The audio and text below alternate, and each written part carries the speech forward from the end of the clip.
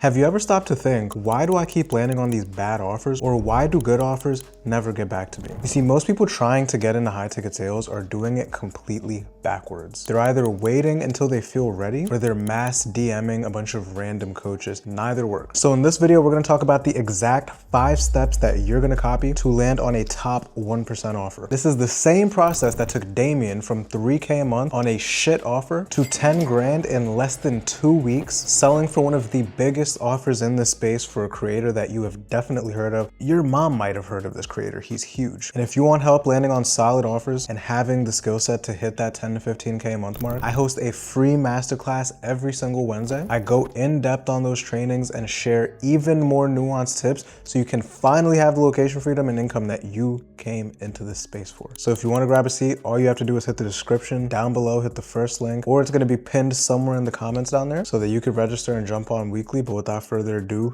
let's dive in. Number 1, the first thing is to get crystal clear on the type of offer, the type of industry that you would want to sell in. At least create a short list, right? Don't just go praying and spraying. This is the thing nobody tells you, is the offer you choose to sell for has a big factor on what you make. Don't get me wrong, your script and your close rate and your process are important, but not nearly as important as the offer that you get on, right? You can't row a boat that has holes in it no matter how good of a rower that you are. I have a client who has a 15% close rate right now as we're working together, and he's making 18 grand a month, whereas I have another client who has a 40% close rate making 5 grand a month. If you pick the wrong space, the wrong product, wrong market, wrong price point, you could be a great closer and still eventually go broke or just not make it, get chewed out by the fucking space. So before you do anything else, you have to get crystal clear on what it is you're selling and have real intention. High ticket offers usually live in a few core industries, right? Coaching, consulting, health and transformation, financial education.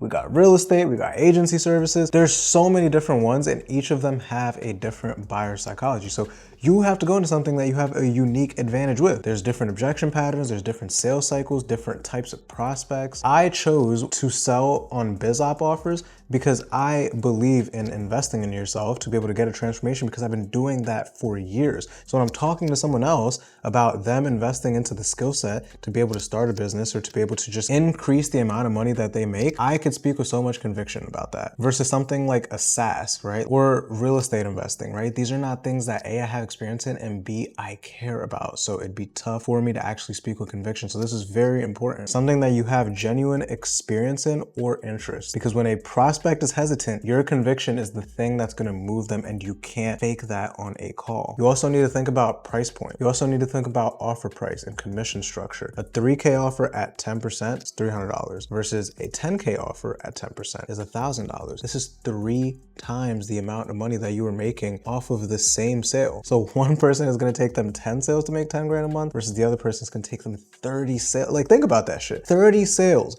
to make 10 grand a month. Like, this dude can have a way worse close rate and still make more. It's fucking crazy, right? Now imagine a 20K offer. 5 deals closed is 10 grand a month, right? You get the point here. If you skip this, you will end up on a role that is completely out of alignment with your strengths, and the numbers are gonna show it. You're gonna sound robotic on calls because you don't actually believe what you're selling. If you're getting on a fitness offer and you don't really believe that it's worth investing into their health, you've never invested in fitness, for example, it's gonna be tough for you to move someone to invest 5 grand on an offer where they're told to get 10,000 steps in and eat chicken every day. You don't believe in this shit because you haven't fucking done it, or you don't have a transformation that you can relate to. You see what I'm saying here? You're gonna burn out and blame sales as the problem, when the real problem was you weren't even in a place that aligned with.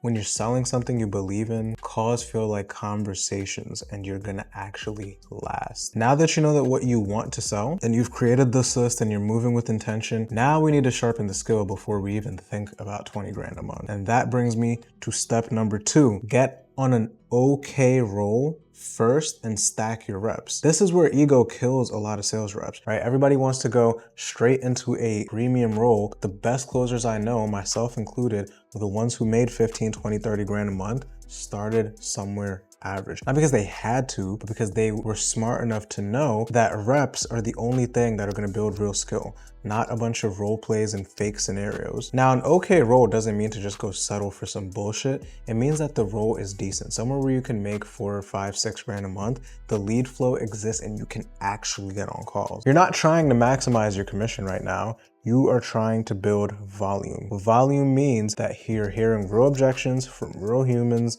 you have real deals on the table, and it's not just you and your homies sitting there and role playing and trying to create tension. There's real anxiety of a fucking deal being on the line. Even 2 months on a lower tier role, where again, you're making anywhere from 4 to like 8K a month, gives you the reps and the language to be able to show up credibly for those higher level interviews, because now you have real reps under your belt. My first offer, I was making like anywhere from 2 to 4 grand a month, but I got some really good game tape footage that I was able to show to the manager of the next offer that I got on. And even though I technically wasn't qualified as far as cash collected, he saw my calls and was like, this kid's fucking got it. And he was right. I did have it, because I went to become one of the top reps on that offer month after month. But it's because I took a step back and I sold for a decent offer first and I got the reps in. But I didn't just go selling for a shitty offer. I did it with intention, right? As you can see, the common theme here, guys, is intention. The caveat here is if you're doing this without intention, most closers will stay on a shitty role for far too long,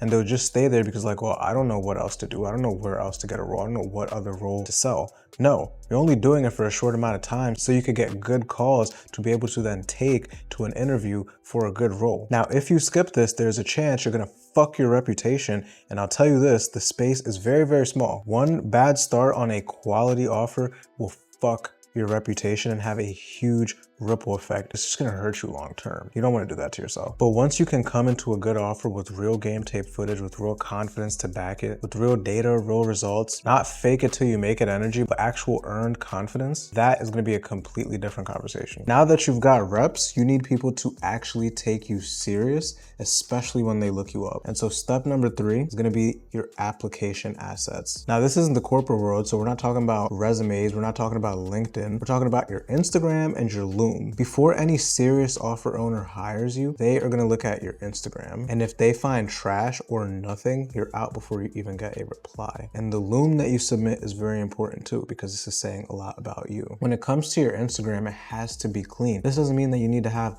thousands and thousands of followers. It just means no weird shit, right? No memes that make you look unprofessional, no drama, clear bio, some posts that show that you're a real human. Here's another thing about Instagram, right? You don't want to have this like digital nomad shit on your page either. If someone is hiring for a role, they look you up and then they see you swinging from trees with monkeys and shit like fucking Tarzan, you're not gonna get hired because you seem unreliable. These digital nomad guys, they never fucking last, right? On offers. And then when it comes to Loom, this is the most important asset you could build to get hired. A 2 to 3 minute video where you're introducing yourself, you're showcasing your experience, you're showing that you understand their offer, and ultimately demonstrating a piece of your sales thinking. This is what separates you from these one-line DMs. A great Loom is gonna speak very, very highly and speak volumes about who you are. Now, I consult for some teams and I review hundreds of Looms per month. I'm not gonna lie, a lot of them are shit. So if you're listening to this and you're wondering, oh, how do I put together a good Loom? Just DM me on Instagram at TheNickNJU. DM me the word Loom guide and I'm gonna send you a guide on how to be able to do this properly so your shit doesn't get ignored. So to recap, a bad Instagram makes you look incompetent or unreliable. A bad or generic Loom makes you look lazy and is a reflection of how you're going to show up on the offer and how you're going to show up on the call. But if they go to your Instagram, but then they look at your Loom and they're like, okay, this is a competent person, you're already one step ahead. Now, if you're packaged and you look like a professional and you look like someone who has their shit together, none of it is going to matter if you're reaching out to the wrong people. So now we're going to talk about who you actually need to be targeting, and that's going to be point number 4, is reaching out to the right people, not just any people. Most people are code DMing random ass coaches. Again, I get hundreds of these messages weekly, either like this super long ass paragraph or just the copy and pasted messages, and then they get ghosted. Relevance beats volume every single time. If you're sending 10 to 20 targeted outreach messages per day, you're actually gonna get responses, and then people are actually going to want to hire you, versus some shit like, hey, love what you're building, are you looking for a closer? Also, stop defaulting to just random ass coaches, right? Here's where you need to be spending your energy. Number 1, sales agencies who are building teams for multiple offers. Thing is, they have a ton of offers that constantly need reps. So one relationship can get you placed on 1, 2, 3, 4 offers over time, right? Number 2 is recruiters who are paid to place closers. They're incentivized to help you, right? Especially if you're good, especially if you're competent. Number 3 is sales managers who are actively running offers day to day. Again, if you can prove competency, if they could see a good call and they're like, holy shit, this person can actually perform, you're making their life way easier. Another thing you could do is going on YouTube and then searching the niche that you want to sell. So let's say it's like fitness or whatever it is, and then looking for channels that get anywhere from 1 to 50,000 views. And you can see they have an active links in the description for a program. These are going to be the offers that are doing maybe like 50 to 100 grand a month. And they're not drowning with people who are asking them to be a closer, but it's an opportunity that's actually worth selling for because they've proven the concept and you can see that they have an organic audience. Now, if you do this and then you finally get an interview scheduled, step 5 is going to be how you don't fuck the interview up and you can nail it and actually land the offer. Now, the interview is just another sales call. You need to walk in there knowing what